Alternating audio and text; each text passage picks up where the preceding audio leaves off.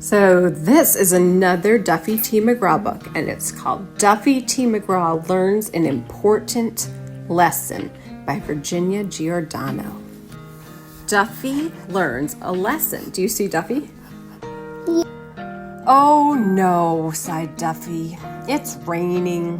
My mom said it was raining cats and dogs. I don't know what that means. I only saw big, fat drops of water sliding down the glass window. Darn, I wanted to go into the yard and play with my frisbee. Maybe my mom would have taken me to the park. I like to play there with my friends Chico the Chihuahua and Butch the Poodle. Well, I guess instead I'll just take a nap, and when I wake up, maybe it won't be raining. With that, Duffy turned around in a circle a few times and then laid down and fell sound asleep. Soon the house was filled with the sound of Duffy snoring. Who else snores in our family? Dada. Daddy. Myself. And you do sometimes. His mom said that the little pug made so much noise that he sounded like a train rumbling through the front door. Duffy thought, a pug sounding like a train? Now that's really funny. He heard people say that dogs don't dream.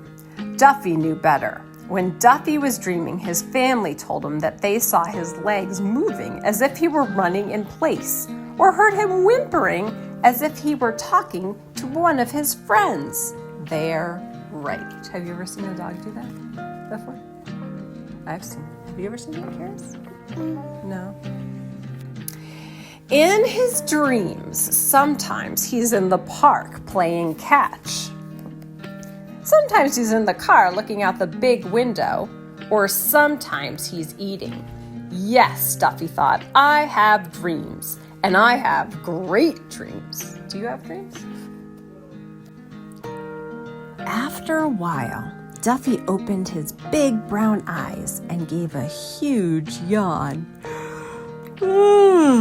Wow, that sure felt good.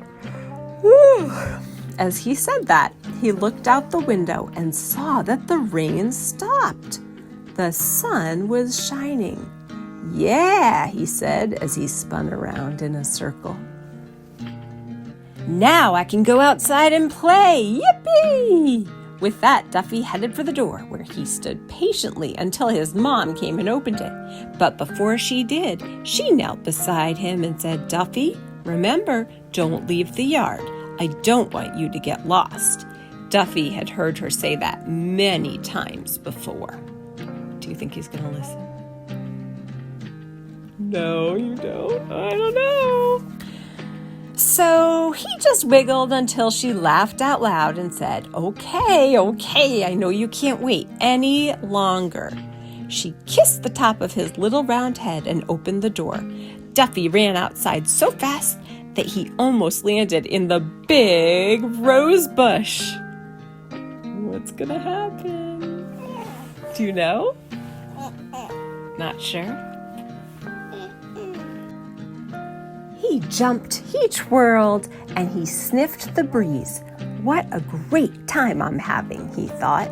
Then he spotted a tiny gray squirrel. Can you point to the squirrel? Yeah. Hiding among the flowers in Mrs. Way's garden next door. That squirrel.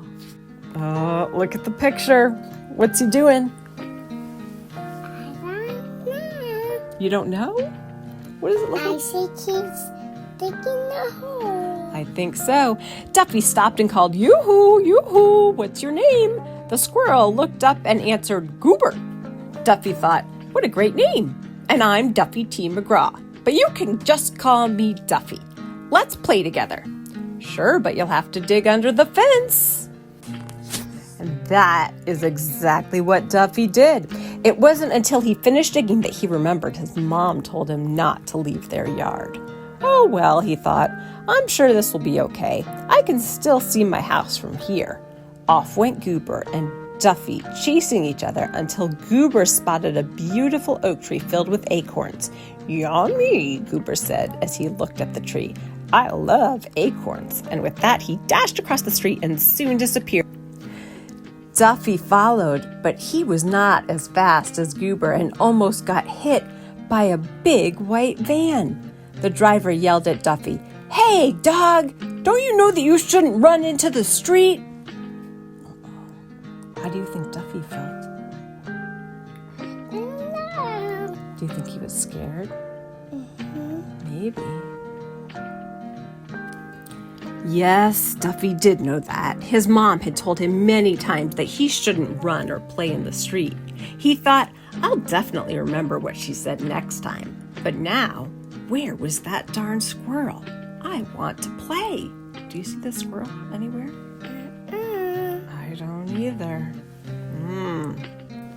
The little pug continued to walk and was excited by all the new smells. There were flowers, trees, and a big shiny fire hydrant. How he loved the smell of a fire hydrant. He saw 2 boys and a girl walk toward him. He looked up, and even though he didn't know them, the friendly little pup wagged his tail to say, "Hello." He's always polite.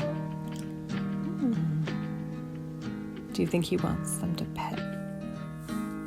"Oh, you're so cute," exclaimed the pretty girl with the curly black hair. She bent down and scratched Duffy behind his ear. "Wow," he thought, "she's so nice." The girl turned and called to her friends, "Joe and Sam, come over here and look at this sweet little dog." But when they got to Duffy, they didn't bend down to pet him. Instead, they laughed at his tiny black nose and big, round eyes. "He looks like something from another planet." They chuckled and began to whisper to each other. Oh, poor Duffy.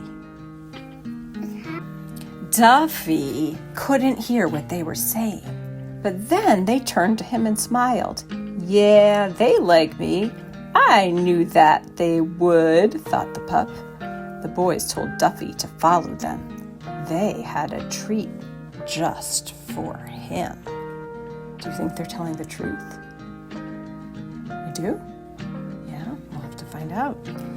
Now, his mother warned him never to go with a stranger or take a treat from someone unless she gave him permission. But Duffy thought, she can't mean Joe and Sam because they're so nice and friendly. So when the little girl walked away, the pug sprinted alongside the boys until they reached some steps that led to a basement. Do you think it looks like a nice basement or a messy basement? They ran down the steps and pushed the door open. It made a loud creaking sound, which caused Duffy to jump. The boys snickered and called, "Come down here. We have a special surprise for you. Come on, boy. Don't you want a yummy snack? Don't be afraid." Duffy did love his snacks, and he was getting a little hungry from all the walking and running. But the basement was very dark and smelly. Duffy began to walk backwards, but the boys kept calling him. One even ran up the steps and tried to grab Duffy. But Duffy was too fast for him and didn't stop running until his little legs couldn't go anymore. He looked around and didn't see the boys. Wow, that was scary, he thought. But he also didn't see his house or anything that looked familiar.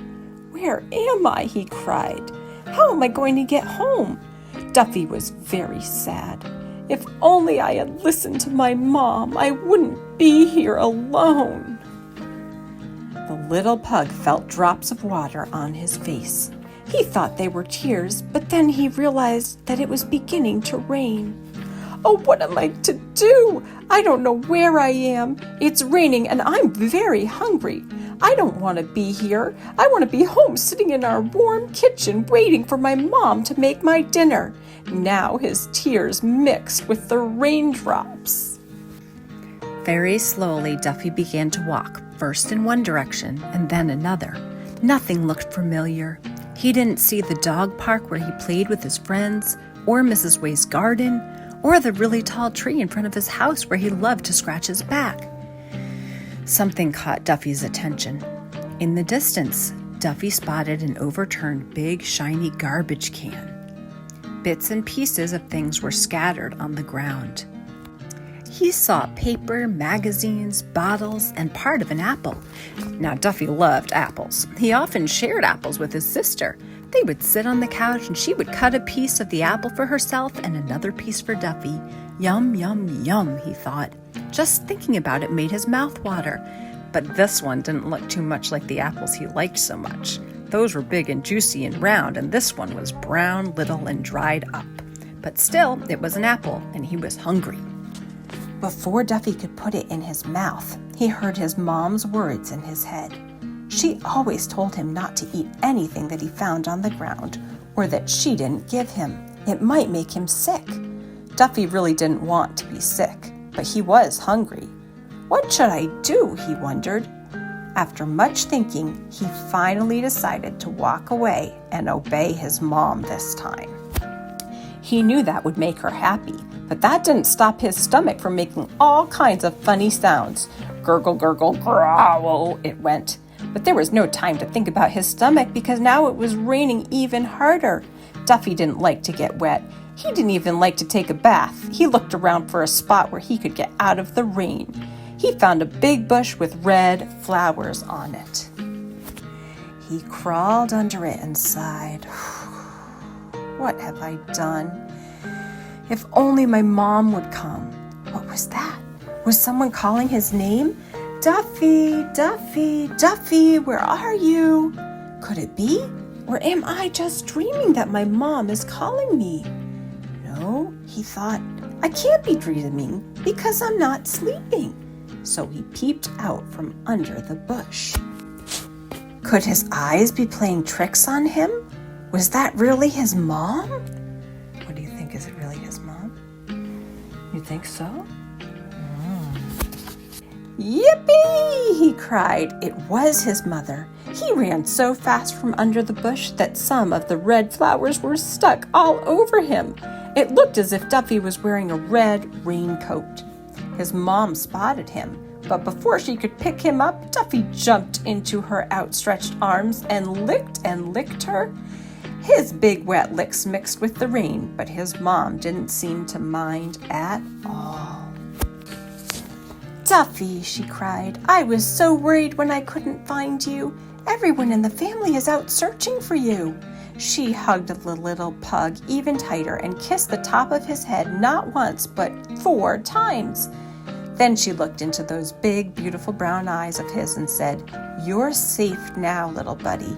You're lucky that you didn't get hurt. Now I hope that you'll listen to me. Duffy sighed and thought, You don't have to worry about me not listening anymore. From now on, I'll always obey you. I've learned some very important lessons today. Now, as his mom carried him toward home, all he could think about was how safe he felt in his mom's arms. He knew he was lucky to have a family who loved him so much, and when his stomach rumbled, he realized how hungry he was too. If someone had been looking at the little pug, they might have thought they saw a smile on his face. They would have been right.